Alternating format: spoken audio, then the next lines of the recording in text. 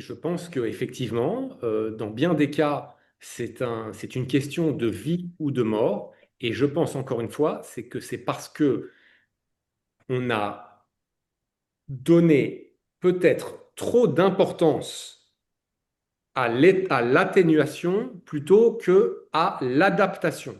Et maintenant, on se retrouve dans des situations où il y a parfois des milliers de morts. Et je blâme ici l'écologie politique qui a poussé à avoir cette mentalité qui considère que s'adapter, l'adaptation est un aveu d'échec. Ça crève les yeux, ils sont en vérité beaucoup plus intéressés par s'en prendre au capitalisme, au progrès, que de protéger l'environnement. Je crois qu'on a été conditionné par les tenants de l'écologie presque quelque part, ça serait une obligation que de souffrir. Bonjour Benjamin Goldnadel. Bonjour.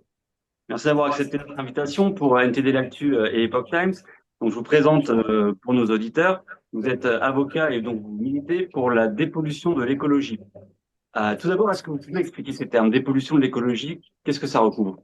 Alors effectivement, je me considère comme un militant pour la dépollution de l'écologie, parce que selon moi, effectivement, l'écologie est polluée. Polluée par qui? Par l'écologie politique, et j'estime que le fait que ce soit quasiment uniquement aux mains de l'extrême gauche, eh bien, c'est quelque chose qui lui porte gravement préjudice. Donc, la France vit une canicule prolongée cet été avec des épisodes de forte chaleur qui ont commencé donc dès le mois de mai. Et d'après certains météorologues, ce sont des épisodes qu'on revoit chaque année depuis 2021. Tout d'abord, quel constat vous dressez donc de cet été 2026 et est-ce que vous pensez qu'il y a une réponse à attendre de la part du politique? Écoutez, le constat, si vous voulez, le diagnostic, il est objectif. C'est un état des lieux. Ça, c'est les experts dont je ne fais pas partie qui le dressent. Et l'été 2026, et même le printemps 2026, qui était exceptionnellement chaud, et quant au mois de juin, juillet et mi-août, ils sont historiques. On bat des records dans plusieurs domaines. Donc ça, c'est incontestable. Il suffit d'écouter des experts comme Serge Zaka pour se rendre compte que, si vous voulez, c'est à la fois par les vagues de chaleur, elles se caractérisent à la fois par leur caractère précoce, intense, et surtout, c'est la répétition. Mais il ne faut pas tomber dans le piège de considérer que c'est une année à part, elle s'inscrit dans un contexte. Si vous voulez, si on regarde ce que fait Météo France, par exemple, qui a répertorié depuis 1947 maintenant 54 vagues de chaleur, la moitié des vagues de chaleur ont eu lieu avant 2000, jusqu'à 2010 et l'autre moitié de 2010 à maintenant. Donc il y a très nettement une accélération de ces canicules, de ces vagues de chaleur, et ça c'est incontestable. Pour prolonger, alors c'est pas des questions qui sont prévues, mais je trouve que c'est intéressant. Euh, pour prolonger sur ce constat, est-ce que donc est-ce qu'on peut tomber d'accord aujourd'hui sur le fait qu'il y a un réchauffement climatique? On sait qu'il y a beaucoup de gens qui étaient climato-sceptiques, même dans la communauté scientifique. Est-ce qu'aujourd'hui, objectivement, on peut dire la planète se réchauffe? Et finalement, donc, ce qu'on nous prévoyait depuis les années 90 ou même le début des années 2000 avec le documentaire d'Al Gore, enfin, on en parlait beaucoup à cette période sans comprendre de quoi on parlait. Est-ce qu'aujourd'hui, on peut tracer un trait et dire oui, le réchauffement climatique est là? Écoutez, c'est un sujet complexe parce que ce qui est indéniable aujourd'hui, il y a un consensus extrêmement fort sur plusieurs choses. La première, c'est qu'effectivement, il y a un réchauffement. Ce réchauffement est d'origine humaine. Il est issu des émissions de gaz à effet de serre. Et la troisième chose dont on est certain, c'est que si on continue avec ces émissions de gaz à effet de serre, ça va continuer à s'amplifier. Donc, si vous voulez, vous parlez du climato-scepticisme. Le problème, c'est que cette notion, elle est dévoyé aujourd'hui. Qu'est-ce que c'est un climato-sceptique? Est-ce que c'est quelqu'un qui ne reconnaît pas qu'il y a un réchauffement climatique? Est-ce que c'est quelqu'un qui n'est pas d'accord sur le fait que le réchauffement climatique est d'origine humaine? Ou est-ce que c'est quelqu'un maintenant qui a un avis divergent de l'écologie politique sur les solutions à apporter contre ce réchauffement climatique? Donc c'est une question qui est un peu une question piège. Vous parlez ensuite des scientifiques qui ne partagent pas ce point de vue. C'est plus compliqué que ça, parce qu'aujourd'hui, c'est ce que je disais, il y a un consensus scientifique. Est-ce que ça veut dire, notamment à travers le GIEC, est-ce que ça veut dire que tous les scientifiques du monde sont d'accord? Non. Mais si on prend les scientifiques sérieux, et pour certains qui étaient eux-mêmes auparavant membres du GIEC, on peut regarder ce qu'ils disent. Eux, ce ne sont pas des climato-sceptiques dans le sens où ils nient qu'il y ait un réchauffement climatique ou qu'il soit d'origine anthropique. Mais ils apportent des nuances qui sont effectivement minoritaires. Et je pense que c'est important également, sans remettre en cause les travaux du GIEC, de se pencher sur ce qu'ils disent, parce qu'il y a parmi eux des gens très compétents, de véritables experts qui sont reconnus comme tels. On peut penser par exemple à Judith Curie. Elle pointe, elle pointe du doigt certaines faiblesses du GIEC, et ce n'est pas être un affreux climato-sceptique que de s'autoriser à l'écouter. Et donc, on peut complètement reconnaître que le GIEC est l'autorité la plus compétente pour décrire, ou en tout cas pour rassembler les différents travaux scientifiques qui sont faits sur ce sujet, tout en s'autorisant à écouter ce qu'en disent les critiques, surtout s'ils sont eux-mêmes issus du GIEC. Je pense par exemple à Richard Lindzen, où, si vous voulez, lui, il ne remet pas du tout en question le réchauffement climatique ou son origine anthropique, mais il apporte des nuances. Il n'est pas certain que le CO2 ait à ce point une influence sur la température. Il explique que la variabilité naturelle du climat a peut-être plus d'incidence que ce qu'on pense sur le réchauffement climatique. Mais c'est intéressant d'écouter ça. Même, parfois, on peut avoir raison contre une majorité, mais je pense qu'il faut écouter les uns et les autres et garder à l'esprit que la majorité pense autrement. Et il y a également, alors ce n'est pas une ancienne du GIEC, mais par exemple Judith Curie, elle fait des travaux intéressants parce que il y a beaucoup cet élément de certitude. On est certain, on est certain. Et elle explique que la manière, selon elle, la manière même de fonctionner du GIEC pourrait un petit peu effacer les opinions divergentes. Ça veut dire qu'on va faciliter, on va donner plus de poids à ceux qui pensent pareil, et donc petit à petit s'effacent ceux qui pensent différemment. Et il y a également des critiques que je considère comme intéressantes sur notamment le rapport pour Et il y a notamment des critiques que j'estime intéressantes concernant le rapport pour les décideurs, où on estime que c'est un petit peu particulier de faire valider un rapport par des décideurs. Et certains même parlent non pas d'un rapport pour les décideurs, mais un rapport par les décideurs. À côté de ça, ça n'invalide pas le fait que le rapport scientifique lui-même, lui, n'a pas besoin de l'autorisation des scientifiques. Mais je voudrais également rappeler, des politiques, pardon, mais je voudrais également rappeler qu'il est arrivé dans le passé que le GIEC se plante complètement. C'était il y a longtemps, mais il est déjà arrivé au GIEC de se planquer complètement. Il y a une vingtaine d'années, ils nous ont expliqué que les glaciers de l'Himalaya devaient disparaître d'ici 2035. Bon, mais ça, le GIEC peut donc se tromper.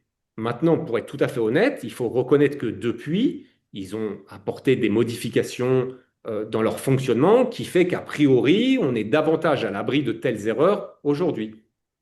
Alors, concernant la question de l'attribution d'un phénomène météorologique au réchauffement climatique, là, il y a deux pièges, à mon sens, hein, à éviter.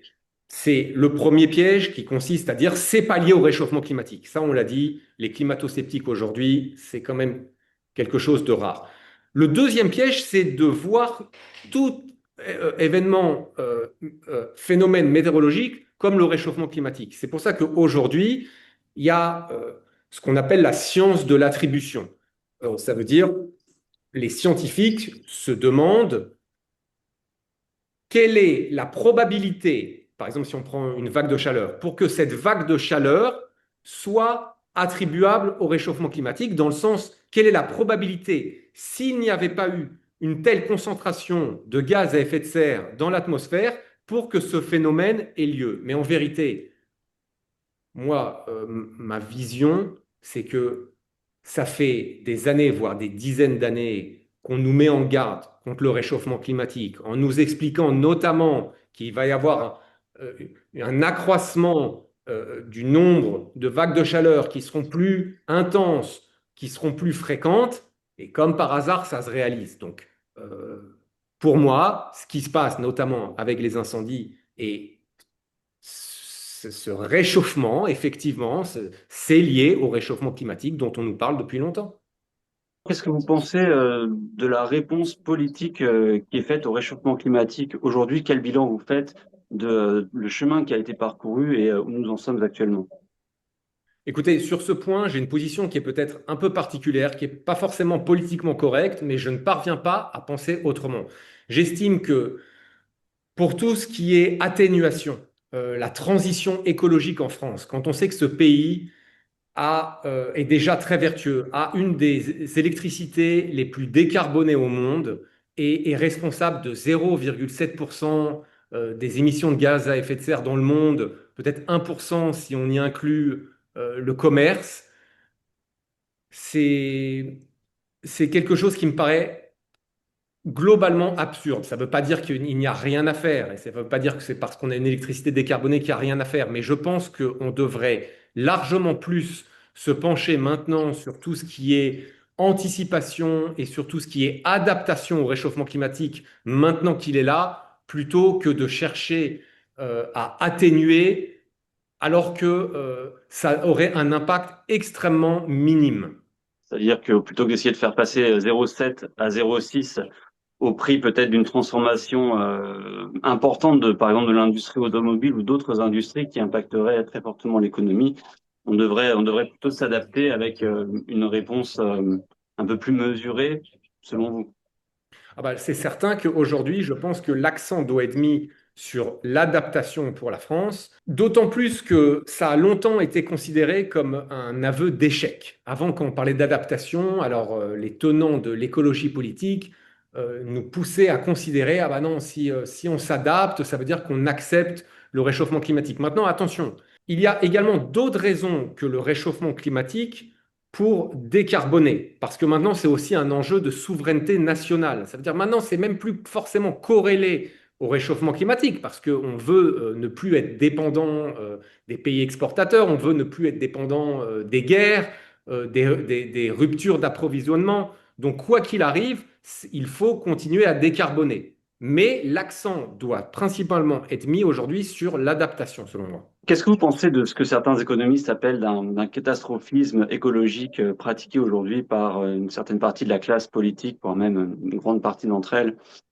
qui consiste finalement à avoir un petit peu des discours de sidération. Alors, est-ce que ce sont des discours de sidération dans le sens où peut-être qu'ils ont raison de s'inquiéter pour le climat, peut-être que les Français sont inquiets, que les politiques sont inquiets, mais peut-être aussi qu'on est dans une ambiance aussi de catastrophisme quand on pense aux réponses concrètes qu'on essaye d'apporter. Le catastrophisme, c'est pas la même chose que d'être inquiet. Moi-même, je suis plutôt inquiet de la situation. Ça ne veut pas dire que ça me réveille la nuit. Euh, on peut encore aujourd'hui avoir des sources d'angoisse plus importantes que le réchauffement climatique. Donc, le catastrophisme, je ne pense pas que ça soit la réaction à adopter. Mais la question, c'est est-ce qu'aujourd'hui, on peut parler d'écologie sans tomber dans le catastrophisme? Eh bien, c'est difficile parce que tant que cette thématique est aux mains de la gauche radicale, c'est difficile parce que c'est devenu quelque part presque un business. Et je vais vous donner un exemple. Humilité, mais j'ai été un des premiers en France à parler du fait qu'il y a eu une bonne nouvelle climatique, une bonne nouvelle climatique relative dont personne ne s'est fait l'écho. C'est notamment le fait que le GIEC ait renoncé à son scénario le plus catastrophiste, ce qu'on appelle le RCP 8.5. Si vous voulez, quand l'information est sortie, personne n'en parlait en France, pas même les médias qui se font comme, qui ont pour spécialité de parler de ces sujets.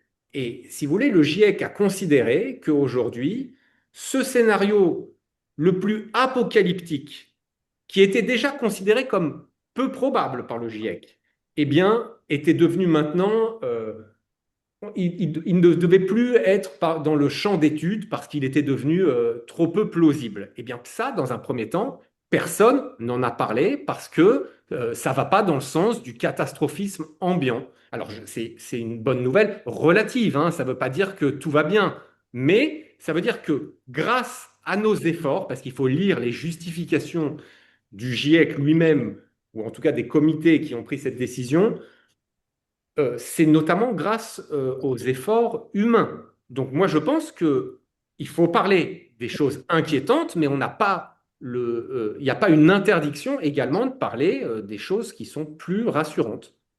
Qu'est-ce qui prévoyait ce scénario?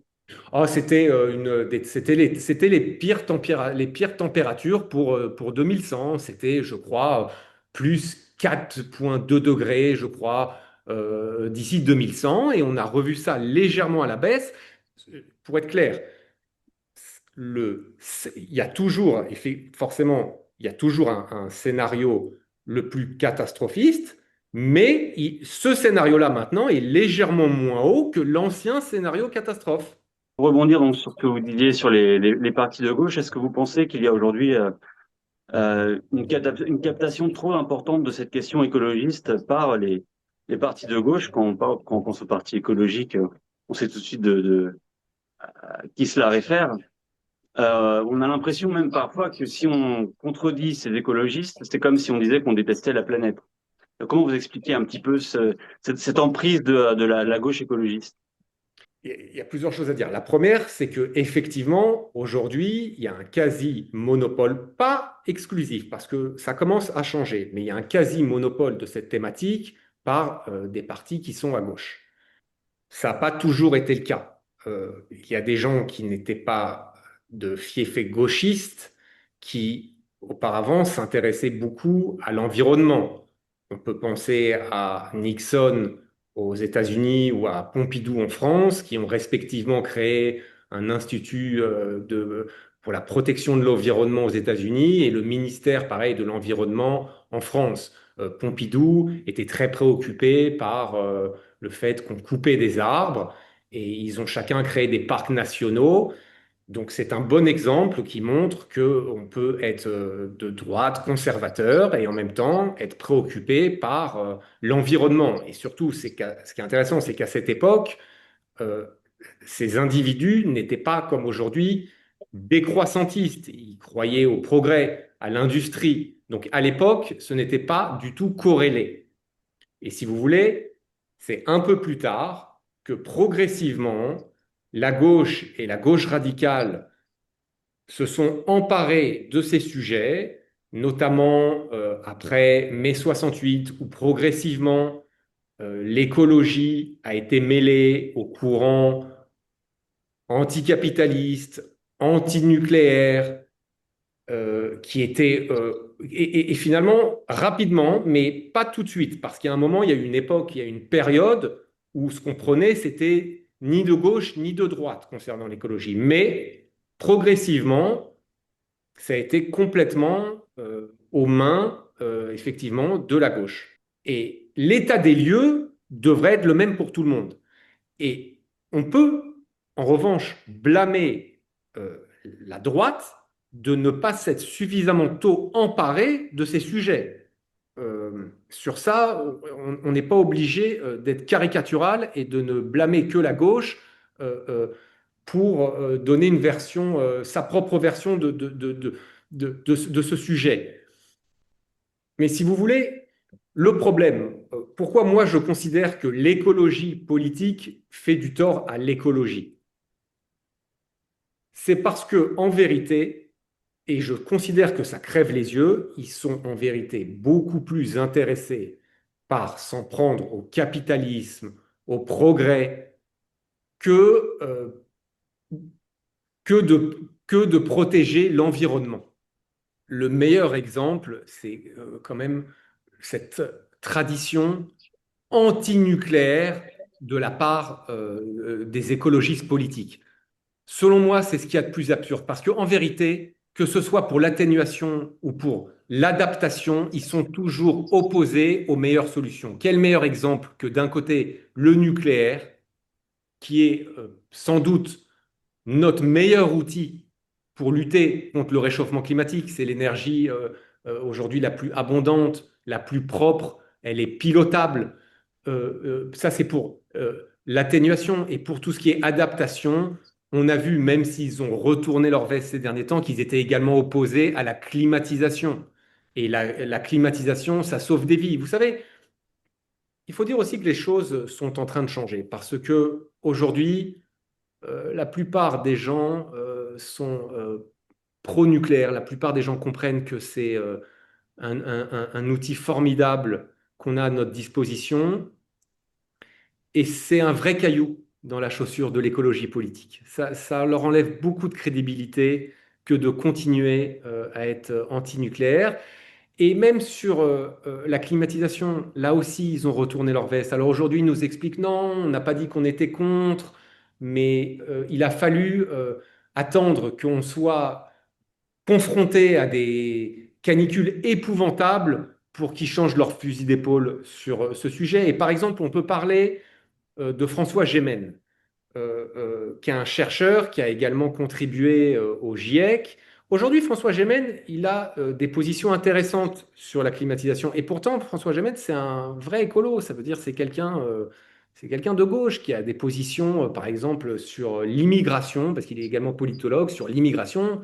Enfin, ce que je veux dire, c'est que c'est pas du tout quelqu'un issu de la droite qui viendrait apporter un vent nouveau sur ces sujets. Non, il est issu de ces milieux-là et il explique. Aujourd'hui, il s'oppose et il se fait même taper sur les doigts par les écolos les plus radicaux pour avoir ses positions. Il explique que la clim, aujourd'hui, c'est un outil indispensable qui sauve des vies. Il explique que globalement, ça peut être un problème d'avoir beaucoup de climatisation, mais pas en France, grâce justement à l'énergie décarbonée, principalement grâce au nucléaire.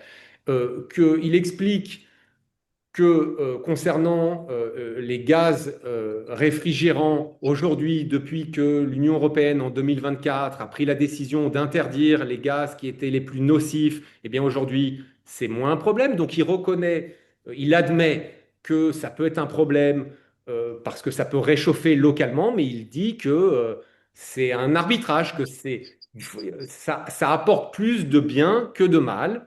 Et donc c'est intéressant de voir quelqu'un qui auparavant auraient pu avoir des positions différentes, maintenant défendent la climatisation.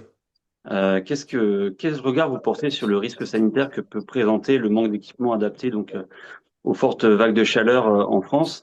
On a déjà des politiciens comme Marine Le Pen qui proposent des plans climatisation pour rééquiper les bâtiments publics. Est-ce que d'abord, comment est-ce que vous évaluez le risque posé aujourd'hui avec ce manque de climatiseurs? Est-ce qu'on peut l'évaluer ou est-ce qu'on place le curseur? Écoutez, encore une fois, tant qu'on dispose, on a la chance de disposer d'une électricité décarbonée, je ne comprends pas, et je pense qu'il y a beaucoup de pays qui regardent les Français avec un drôle d'air quand ils comprennent qu'il n'y a que 25% de la population qui est équipée de climatisation. C'est très particulier. Et je crois que le RN, assez intelligemment, a compris là qu'il y avait un vrai problème. Euh, je crois qu'on a été conditionné par les tenants de l'écologie presque quelque part, il faudrait, ça serait une obligation que de souffrir. Et donc le RN s'est engouffré dans ce sujet de la clim, ce qui a obligé quelque part les écolos à retourner leur veste. Et c'est intéressant parce que lors des dernières clims, selon moi, on a assisté à un quelque part un double retournement de veste. D'un côté, les écolos politiques sont devenus plus ou moins pro-clim, et également le RN, il faut dire ce qui est, ils sont devenus plus pro-GIEC qu'ils ne l'étaient. Ça veut dire qu'effectivement, à une époque, ils s'autorisaient, mais moi je considère qu'on peut complètement s'autoriser, ils s'autorisaient à se montrer dubitatif sur certains bilans du GIEC. C'était Thomas Ménager, au micro, je crois, de France Inter, il y a 3 ans, qui avait dit le GIEC exagère. Bon, aujourd'hui, on lui rappelle, pendant une période, on lui a rappelé tous les jours, il a fait son mea culpa. Mais moi, je considère presque qu'il a été un peu trop loin, son mea culpa, parce que premièrement, dire que le GIEC exagère, c'est pas non plus un crime de lèse-majesté. On peut nuancer, on peut dire ça se défend. Moi, je considère pas forcément, je considère pas que le GIEC exagère, mais c'est pas la fin du monde. Mais là où ça devient intéressant, c'est qu'on lui a reproché à Thomas Ménager ses propos, mais en même temps, à gauche, on se permet d'être critique envers le GIEC. Il y a par exemple le chercheur Jean-Baptiste Fressos. Par exemple, à gauche, il y a le chercheur Jean-Baptiste Fressos. Alors, très tranquillement, il nous explique que le GIEC est trop technosolutionniste. Voilà. Mais donc, lui aussi, là, il fait une critique du GIEC et lui, personne ne lui reproche. Donc, est-ce qu'on ne serait pas en train d'interdire à la droite ce qu'on tolère très largement pour la gauche? Juste pour revenir un petit peu en arrière, parce que vous avez dit, enfin très justement, que c'est une question de vie ou de mort aussi qui est en jeu. J'avais vu un témoignage sur les réseaux sociaux d'une personne qui disait qu'elle avait elle avait installé un climatiseur pour sa mère de 97 ans et que même à l'encontre du syndicat, enfin du syndicat qui gérait l'immeuble, qui ne voulait pas voir de climatiseur à ce moment-là chez cette personne, elle disait, mais on va d'abord l'installer parce que je veux lui sauver sa vie, je veux pas qu'elle meure, parce qu'on a des sortes de contraintes bureaucratiques avec la gestion de l'immeuble. Donc en fait, est-ce que vous pensez qu'on mésestime finalement l'impact de cette impréparation? Oui, je pense qu'effectivement, dans bien des cas, c'est une question de vie ou de mort. Et je pense encore une fois, c'est que c'est parce que on a donné peut-être trop d'importance à l'atténuation plutôt que à l'adaptation. Et maintenant, on se retrouve dans des situations où il y a parfois des milliers de morts. Et je blâme ici l'écologie politique qui a poussé à avoir cette mentalité qui considère que s'adapter, l'adaptation est un aveu d'échec. Et je pense vraiment que quelque part, effectivement, on peut également blâmer une certaine droite pour ne pas s'être emparé à temps de cette thématique, parce que ce qu'on a assisté jusqu'à pas longtemps, c'était d'un côté les catastrophistes et de l'autre les climato-sceptiques. Et je pense que le débat mérite beaucoup mieux que ça.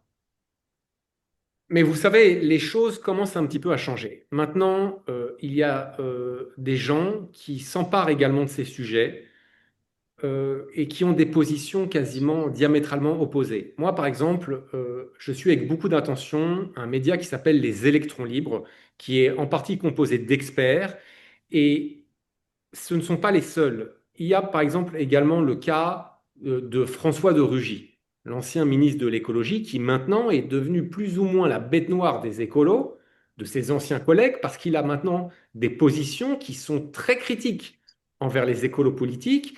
Et si vous voulez, il commence à y avoir maintenant des gens très calés, certains des experts qui apportent maintenant des propositions, des solutions qui sont très différentes de ce que on a pu avoir jusqu'à présent. Donc les choses sont en train de changer et c'est très intéressant et je suis persuadé que c'est la meilleure chose qui puisse arriver à l'environnement. C'est-à-dire que de ne plus laisser ces questions aux mains de l'écologie politique, aux mains de radicaux de gauche, oui. Merci beaucoup, Benjamin Goldanel, d'avoir accepté notre invitation. Je vous en prie, c'était un plaisir.